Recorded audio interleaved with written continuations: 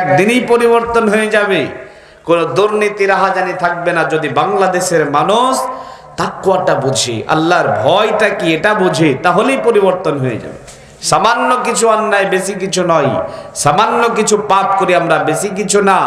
জাহেলিয়াতের জামানার মানুষের চাইতে অনেক কম পাপ করি, কিন্তু আমাদের হৃদয়ে তাকওয়া নেই। তাকওয়া যদি আমরা অবলম্বন করতে পারি, হৃদয়ে যদি তাকওয়া লালন করতে পারি, ইনশাআল্লাহ আমরাও পরিবর্তন হয়ে যাব ইনশাআল্লাহ। সম্মানিত ভাইয়েরা, নবীজি তিনার সাহাবাদেরকে সব সময় তাকওয়াশীল ব্যক্তি হওয়ার কথা বলতেন। হযরতে মুআজ বিন জাবাল রাদিয়াল্লাহু তাআলা আনহু নাম শুনেছেন না? পৃথিবীর মাটিতে যত আলেম ওলামা এসেছিলেন, আছেন, আসবে, সমস্ত আলেমের যিনি সরদার তিনি হলেন হযরতে মুআজ বিন জাবাল রাদিয়াল্লাহু তাআলা আনহু। সুবহানাল্লাহ। যত গত হয়ে গেছে, আগামীতে আসবে, বর্তমানে আছে, হাসরের ময়দানে এই আলেম ওলামা থাকবে, যেখানে তার সব আগে আগে থাকবে হেড জি, সরদার যে হবে সে হচ্ছেন হযরতে মুআজ বিন জাবাল রাদিয়াল্লাহু তাআলা আনহু। চিন্তা করেন কত বড় আলেম।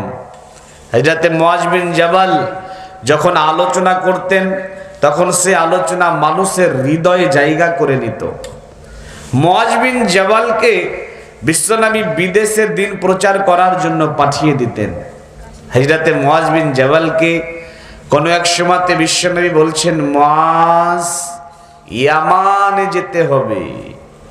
বন্ধুরে আমার, আল্লাহর নবী যখন বললেন মুআজ ইয়ামান যেতে হবে, হযরতে মুআজ রাদিয়াল্লাহু তাআলা আনহু তিনি তেনার বাড়ি চলে গেলেন।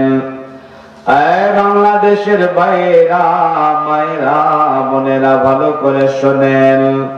মুআজ বিন জাবাল রাদিয়াল্লাহু তাআলা আনহু বলেন, আমি আমার বাড়ি চলে গেলাম, বেডিং বিস্তার গোছালাম, একটা সওয়ারি নিলাম, আর সওয়ারির উপরে চড়ে এক পা করে ইয়ামানের উদ্দেশ্যে রওনা হলাম।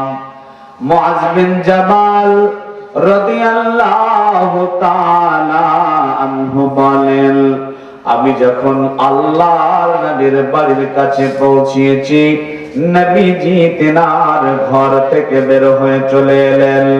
আমি সওয়ারির উপরে চড়ে এক পা করে যাচ্ছি, আর আল্লাহর নবী আমার সঙ্গে এক পা করে হেঁটে হেঁটে